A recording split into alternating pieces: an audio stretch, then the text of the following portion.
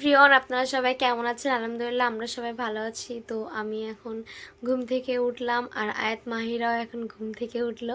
তো আজকে আমরা সারাদিনে কী কী করবো এজন্য সেই ভিডিওটা আমাদের দেখতে থাকুন। আর আমি এখন উঠে কি রান্না করব, মাহিরার পাপাকে ফোন দিলাম। মাহিরার পাপা আমার বলল যে বিরিয়ানি খাবে, তো আমরা এখন বিরিয়ানি রান্নার সরঞ্জাম রেডি করব আর রান্না শুরু করব। আমাদের ভিডিওটা আপনারা দেখতে থাকুন।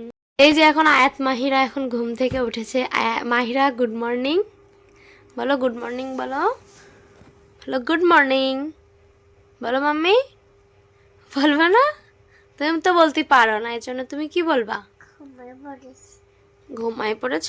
এই যে আয়াত উঠেছে। আয়াত, গুড মর্নিং, হাই দিয়ে দাও, বলো হাই। তো আপনাদের আরও একটা দুঃখের একটা সংবাদ দেব। আমার আয়াত বেবি আগের দিন খাটের থেকে পড়ে অনেকখানি কেটে গিয়েছে। তো এই কাটার ভিডিওটা আপনাদেরকে সবাই দেখাবো। আর আপনারা সবাই দোয়া করবেন আমার মেয়ের জন্য, দুই মেয়ের জন্যই সবাই দোয়া করবেন। মাহিরা, মাহিরা তুমি আজকে কি খাবা? ললিপপ খাবা? আর আর ভাত, দুপুরে ভাত কি খাবা? বিরিয়ানি?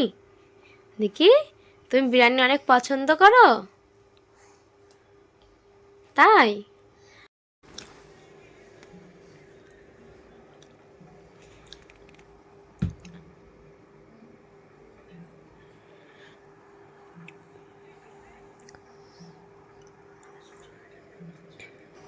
কত বড় হাই তুলছে আমার মেয়ে, কারণ সেই রাত ঘুমাইছে 10টায় আর এখন দুপুর হতে গেল, এখন উঠেছে, এজন্য তার ঘুমই।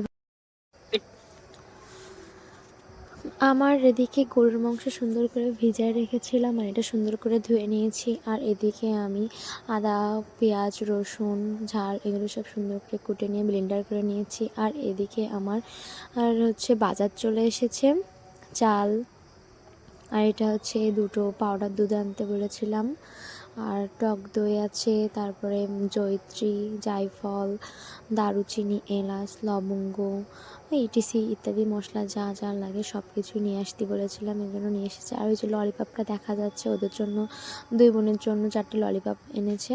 এটা হচ্ছে শাহি জিরে আর এটা হচ্ছে সাদা গোলমরিচ, আর এখানে জায়ফল, জয়িত্রী আছে। আর এদিকে আর একটা ঘিও আনতে বলছিলাম, কারণ বাড়িতে ঘি ফুরাই গেছে, ঘি ছিল না। আমি এদিকে গোশটা সুন্দর করে কষায়ে তারপরে একটু দই দিয়ে দিয়েছি। এই গোশটা দেখতে কিন্তু অনেক সুন্দর ইয়াম্মি লাগছে। তো আপনারা দেখে একটু কমেন্ট করবেন যে কেমন হয়েছে।